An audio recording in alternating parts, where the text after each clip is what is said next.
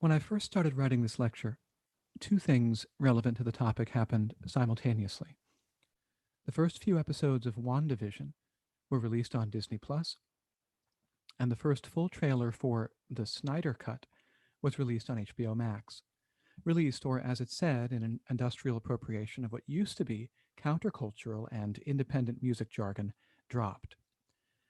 When the episodes and trailer dropped, I was at home, and since my PS4 controller had stopped working, and since the PS4 is how my slightly and frustratingly quickly outdated LG Smart TV accesses both those channels, I watched all of that on my Apple MacBook Pro over Wi-Fi broadcast from a router hardwired into coaxial cable internet from the Spectrum Time Warner conglomerate. Incidentally, that's the same setup with which I recorded and have now shared this lecture.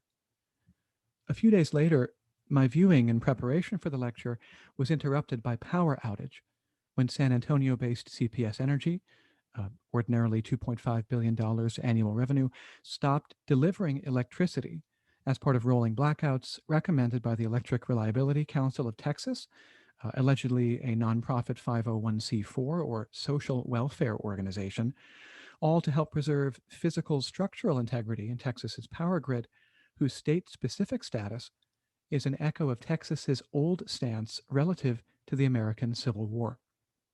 Now, I mention all those seemingly tangential technical and historical details because I take it that in studying media, we're interested in the details of how we experience media. What are the media as such? The vehicles and other technologies of communication, in this case, telecommunication, including the televisual. For example, the only thing any longer broadcast in my own television experience is the Wi-Fi carrier signal, which occupies ultra-high frequency portions of the radio spectrum. So I watch television on a wireless device that lets me see information shared as packets in radio waves. And what are our techniques for engaging with those technologies? With what cultural practices of interpretation? For example, so-called multitasking. I often have a window open to chat with friends. And most importantly, with what effects or consequences on ourselves who are thus constituted as part of an audience. In other words, how media experiences us. Notice how complex is that process of constitution or getting called into being as audience. How complex is the set of systems, emphatically plural, that must fairly perfectly combine in order even to make possible my experience of those media materials. And when we multiply that complexity by tens or hundreds of millions of people, again, I draw attention to such seemingly merely technical details because I suspect that my viewing experience matches yours. Experience made possible by systems of technology that must leave traces in the media they share.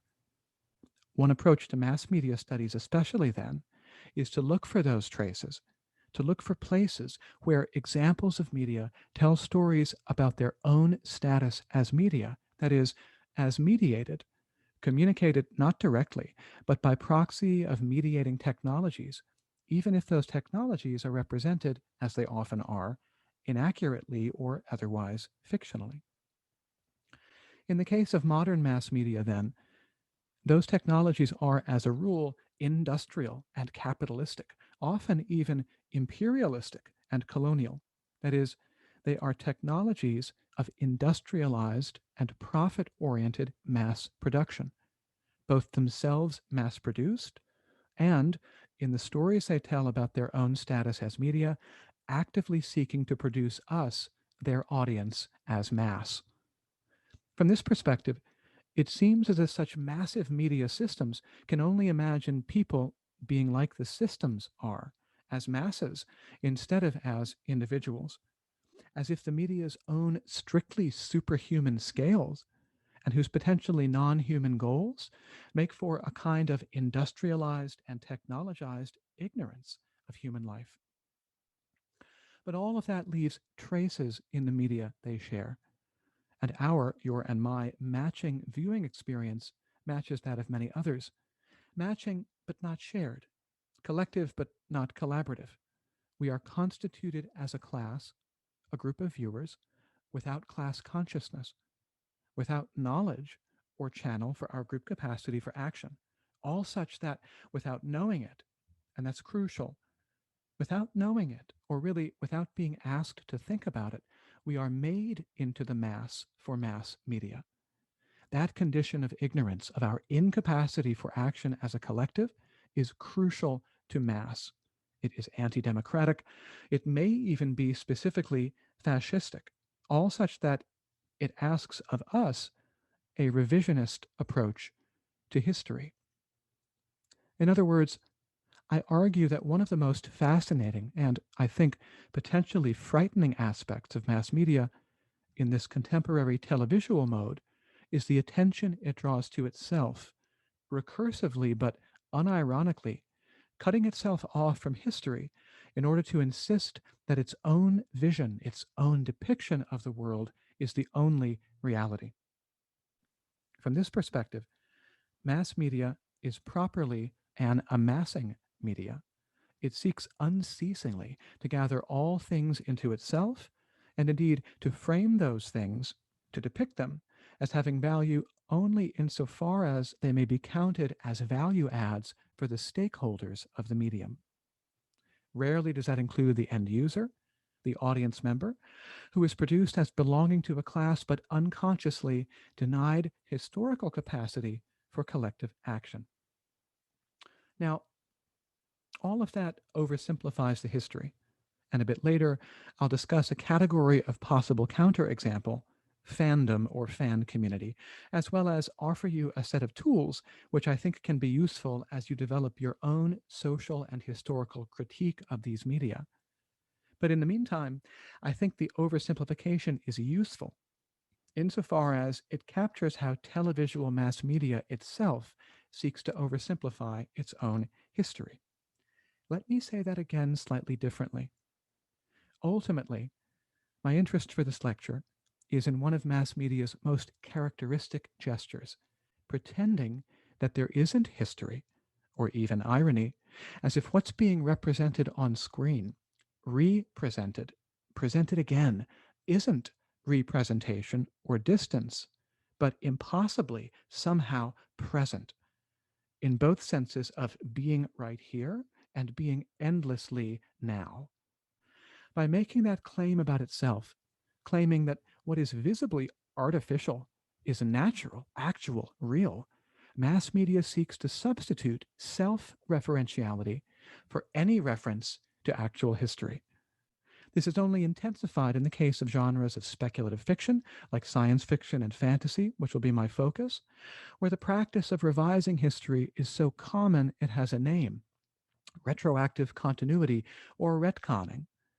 But that same gesture is central to all televisual mass media today, a foundational ideological gesture in which present-day power fantasy is said to be not fantasy, but the only actual history and incidentally the best story. In short, mass media's goal is to replace reality with fantasy, or as we'll see it called, a false world we created.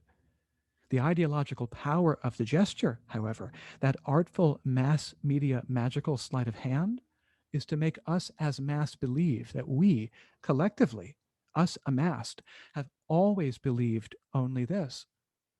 Our constitution as mass is also a political constitution of Baudrillardian hyperreality.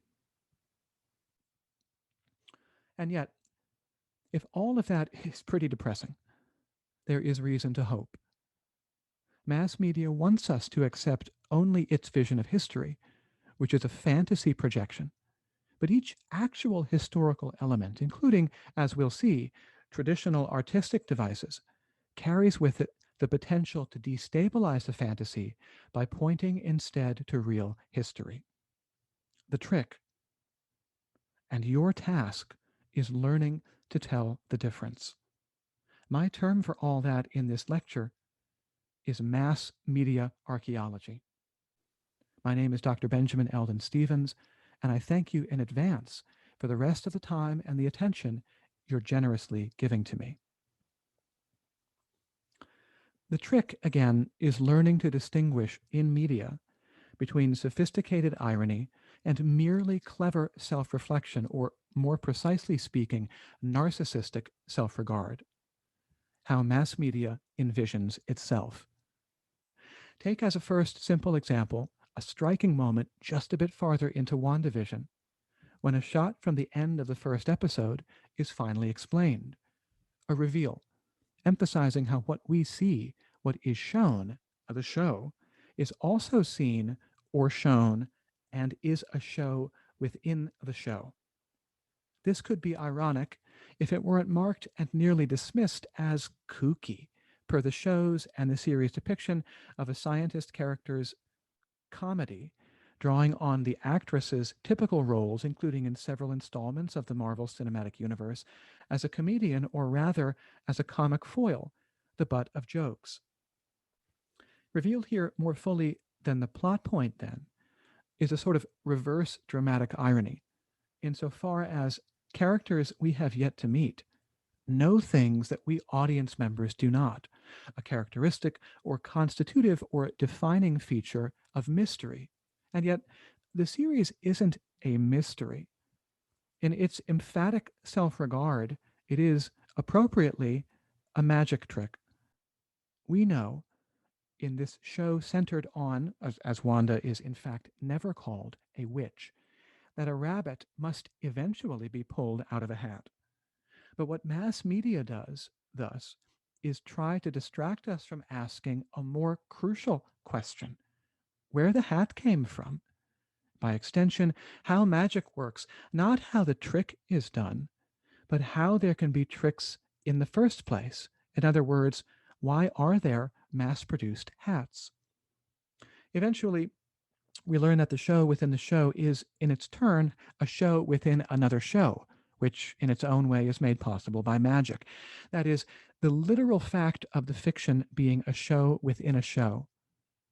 That reflection, down through levels or recursion, is used to emphasize literal impossibility. What happens in the show's fictional natural world requires the supernatural to be fact. Of course, that is a pretty ordinary premise or conceit of speculative fiction, but in its turn, that premise of impossible supernatural reality conceals, again, like a magic trick, the real workings of the magic. In the case of such mass media, the real working, the technique that is put quietly or secretly to use, is to link that impossibility to linear history, or more precisely, to the lived human experience of time and memory. WandaVision dramatizes this projected impossibility in a plot that moves wrongly and oddly through history, or more precisely, through earlier television depictions of history. In this context, history is therefore both an impossibility, or not a normal possibility, and a normalized fantasy. As that fictional image is granted the status of fact, reality and history must be marked as unreal. Since the fictional history depicted in the show is television history, such that there is, again, a kind of self reflection or self regard, a somewhat fractal dimensionality, aiming at a kind of vertigo or dizzying thrill to the discovery of show within the show, since that discovery is entirely passive, a matter of the show simply withholding information from us and then later granting it to us, any potential irony here is rather flattened out. All of this, everything I've described so far, is no surprise. It only pretends to be mystery, a sleight of hand that seeks to make all stories depend on plot alone by keeping things from us and amassing them for itself. My argument, again, is that, as it were, the trick or magic of mass media is that it is amassing media but pretends not to be. It produces its audience as a mass, so as to gather everything else, everything including history, for itself, everything, including access to the past. Televisual mass media wants us, its massed audience, to forget that other depictions of the past exist, really, to forget that other kinds of depictions of the past are even possible, and therefore to believe that only this present fictional depiction has ever been real. What are the consequences of that for us, produced as part of that fictionalizing mass? What do we make of the fact that such worlds are false and may not necessarily be of our own making? WandaVision's half-title character, Wanda Maximoff, played by Elizabeth Olsen, puts it this way, and I'll annotate along the way. Look, she says, facing the camera and breaking the fourth wall. We've all been there, right? We've all been there. That is, nobody individually, but all of us together, everybody as a mass, beholden to emotions like fear and anger.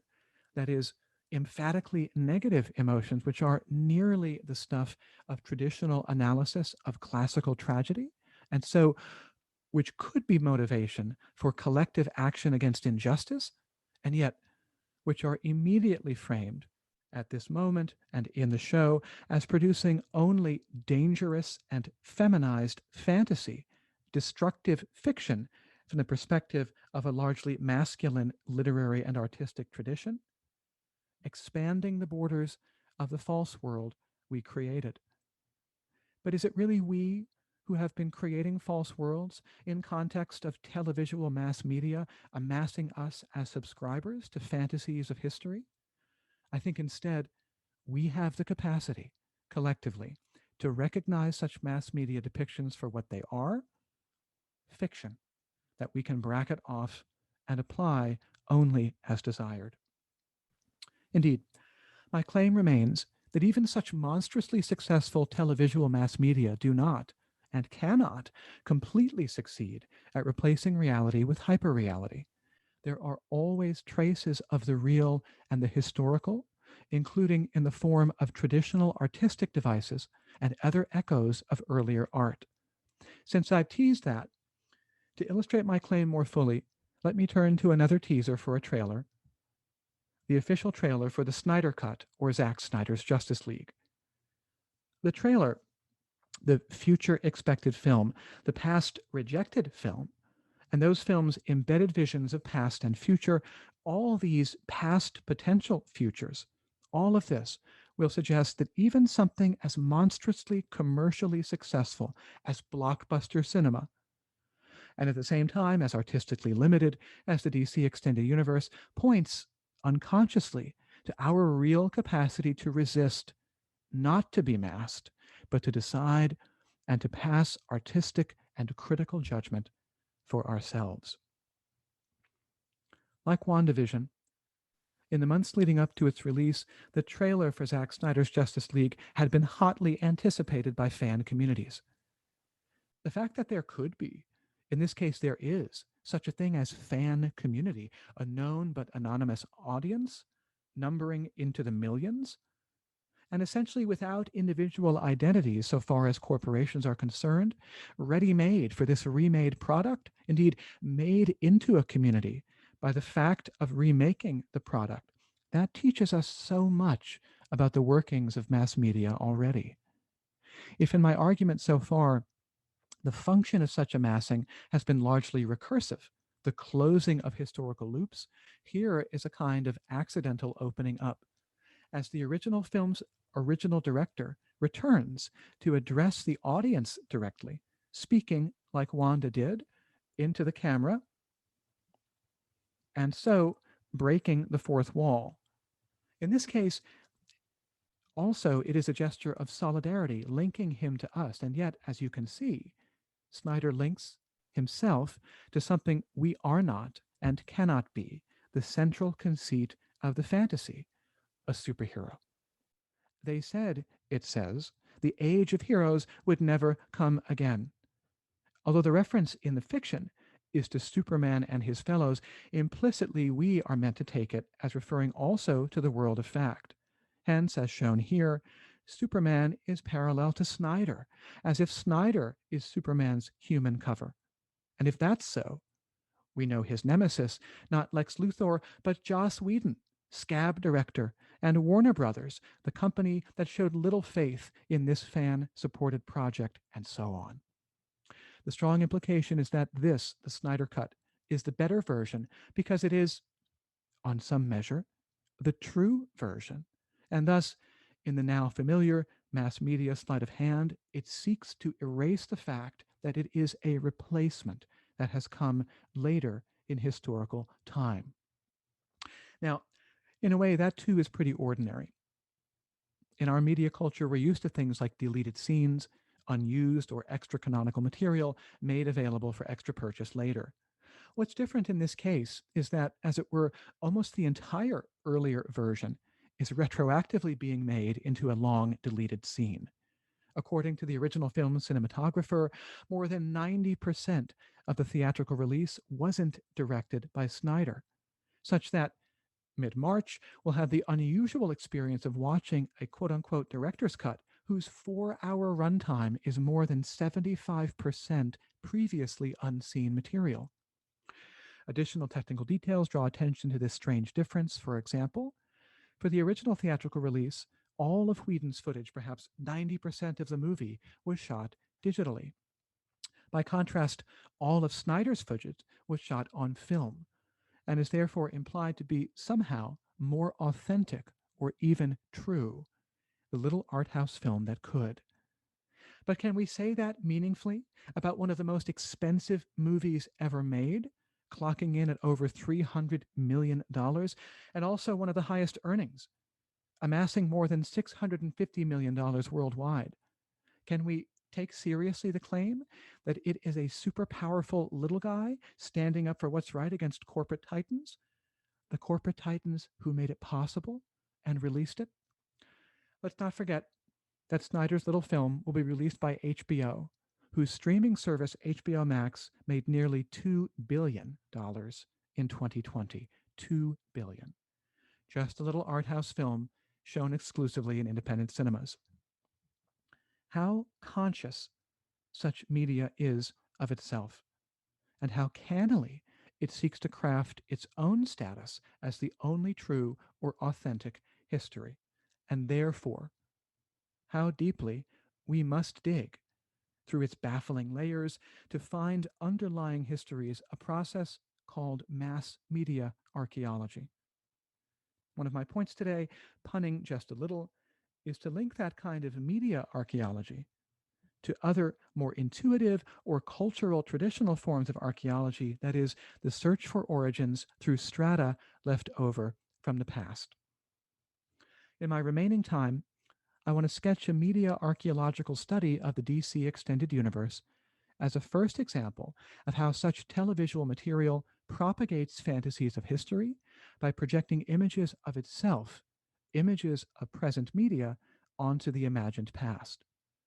I hope to show that this kind of example emphasizes imagined history both earnestly and ironically. Earnestly, the DCEU depicts archaeology as such, showing materials that are said to come from ancient history. Ironically, the film thus projects its own status backwards through fictional archaeological strata, making up history in order to claim that the present state of media has always been right, and even better, is the only true epic. As I'll try to argue, such projections often include traces of reality, of real history, traces that destabilize the fiction's claim to being fact.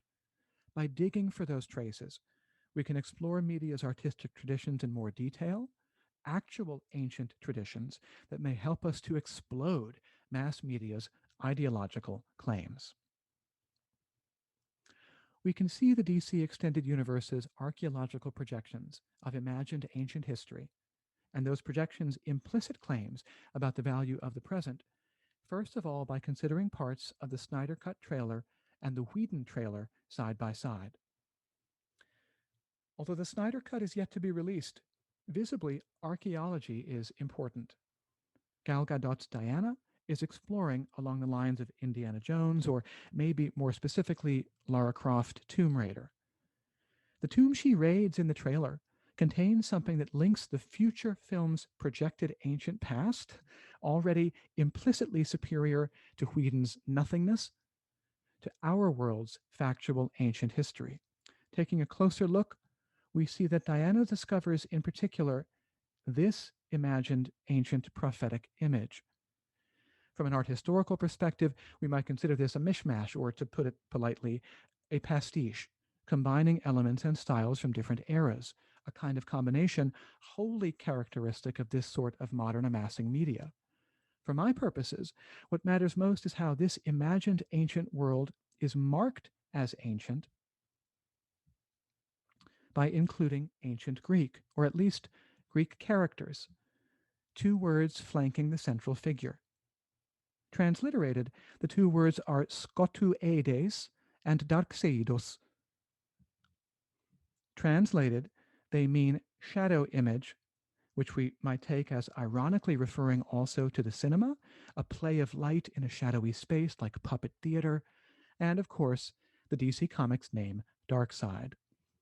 In this way, in this single image, the series Big Bad is given a kind of archaeology or ancient origin story, an imagined relationship to antiquity that brings with it a feeling of authenticity.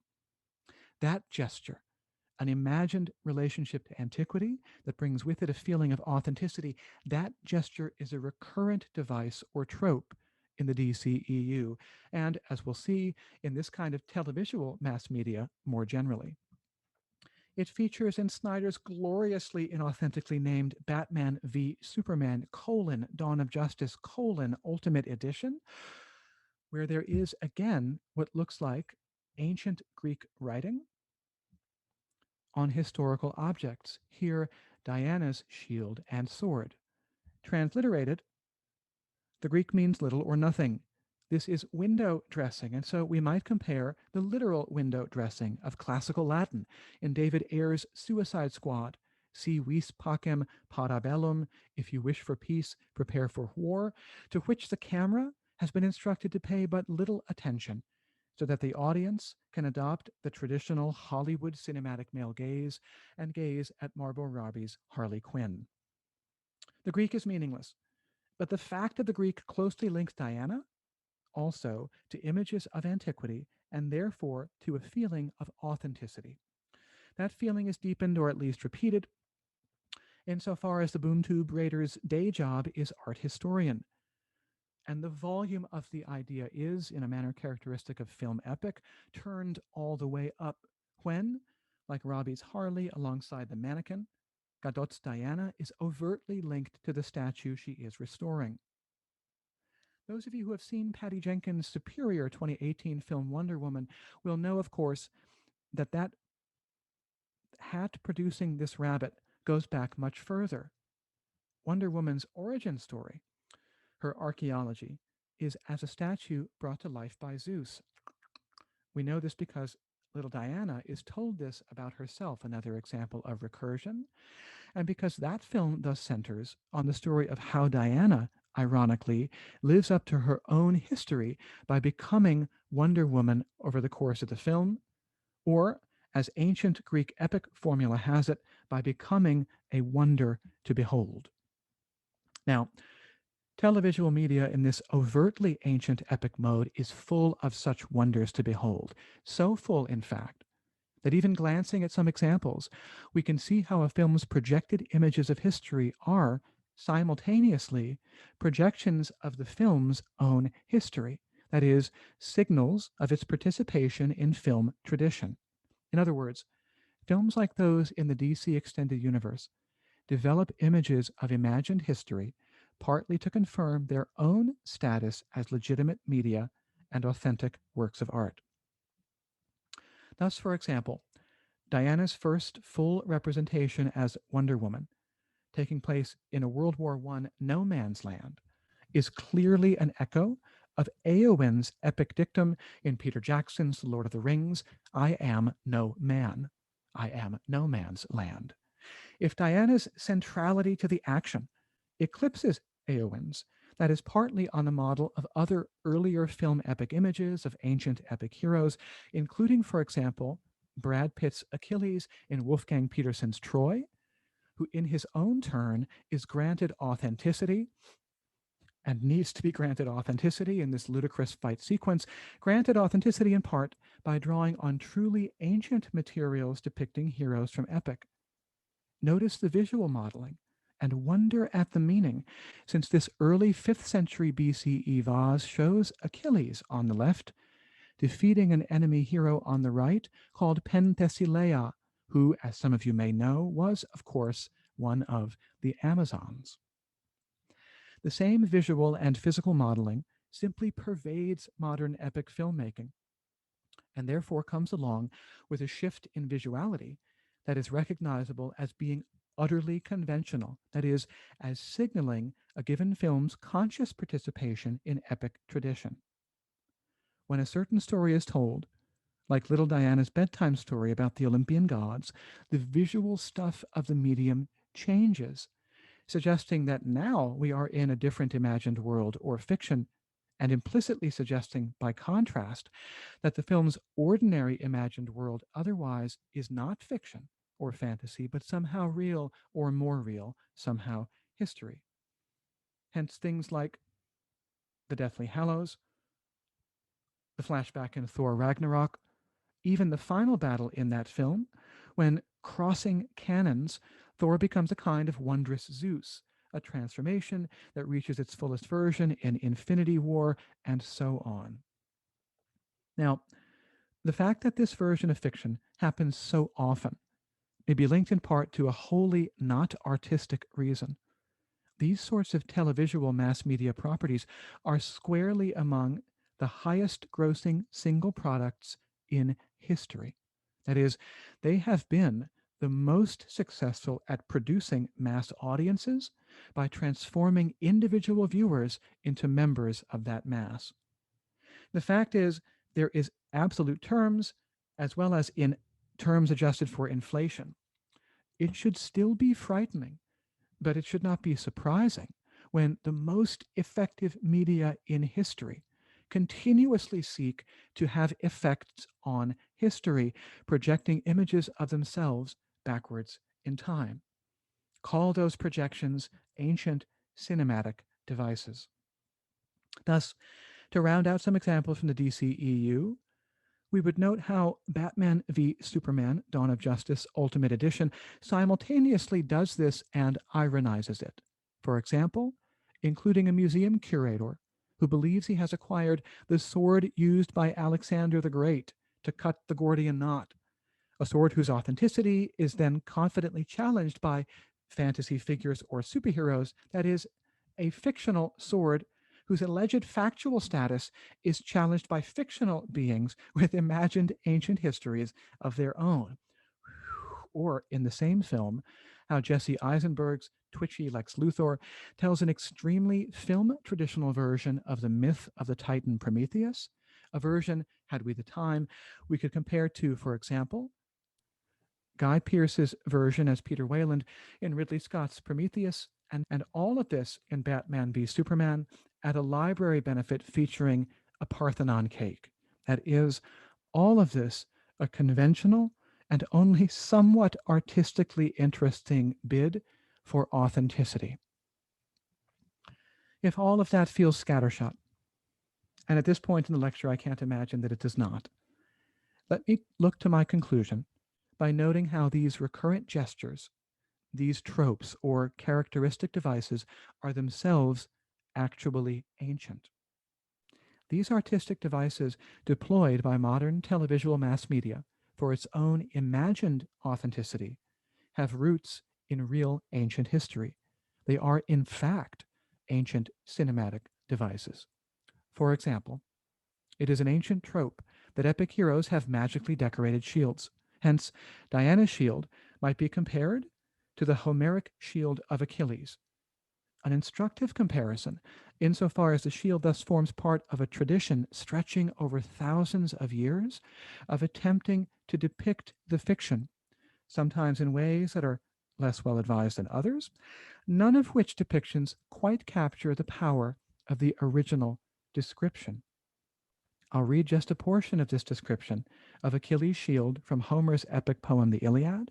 As I do, I encourage you to close your eyes and think about what image this description develops in your mind. And first Hephaestus makes a great and massive shield, blazoning well-wrought emblems all across its surface, rising a rim around it, glittering, triple ply, with a silver shield strap run from edge to edge, and 5 layers of metal to build the shield itself. And across its vast expanse, with all his craft and cunning, the god creates a world of gorgeous, immortal work. There he made the earth, and there the sky and the sea, and the inexhaustible blazing sun, and the moon rounding full, and there the constellations, all that crown the heavens, the Pleiades and the Huides, Orion and all his power too, and the great bear that mankind also calls the wagon. She wheels on her axis always fixed, watching the hunter, and she alone denied a plunge in ocean's baths. You can open your eyes. Did you see something there, an image in your mind? For me, that capacity, implicit in the background of contemporary televisual filmmaking, is among the strongest, oldest defenses against the amassing tendencies of modern media. Modern filmmaking is endlessly impressed with its technical capacity to depict, literally showing things on the screen. And yet, I'd bet that those literal images can't compare to what started to appear behind closed eyes in your mind. In your mind, for no two such mental images, no two imaginations can be the same. Here, then, is a true irony. Modern televisual mass media seeks to amass history, projecting images of itself backwards to secure authenticity, but in doing so, it activates actual ancient history. It activates reality in the form of artistic devices that resist being masked and represent instead the individual imagination. These actual ancient cinematic devices have names and definitions, and so by way of conclusion, I'll just note these for you now, so you can keep considering whether and how to adopt them as tools. Tools of analysis, critique, and discrimination may be tools of resistance in your ongoing study, your zealotry for mass media.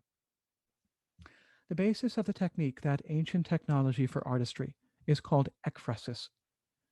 Any description, especially representation of representation, that is, the depiction of a work of art in another work of art. In its intrinsic recursion, Echrasis draws attention to the artificiality, the fictionality of all art, even as it aims at what is called enargeia, that is, vividness of description, sharpness or lifelikeness. The more vivid, the better, since the goal is to produce, as I hope you've experienced, an image in the mind's eye called pantasia, that is, called fantasy. Again, an ironic acknowledgement that a vivid artistic experience is artificial and so must be carefully distinguished from worlds of fact. To return to television, then, part of the value, as well as the pleasure, of a mass producing show like WandaVision is its ironical perspective on the paradox of mass media. The fact that mass media seeks to draw attention to itself while simultaneously erasing all trace of its technology, leaving behind the art as if the art had always been, and as if it making weren't also a will to power. Like the Snyder Cut trailer intro, like parts, as I've shown, of the DC Extended Universe, a show like WandaVision reminds us that mass media has a history, a real history, distinct from its projections onto the past, and therefore remains open to critique. Thank you all for your time and your attention. Good luck with your ongoing study. To the end of this lecture, I've appended just a few video clips illustrating further how the DCEU imagines itself as authenticated by ancient history in a particularly modern epic filmmaking mode.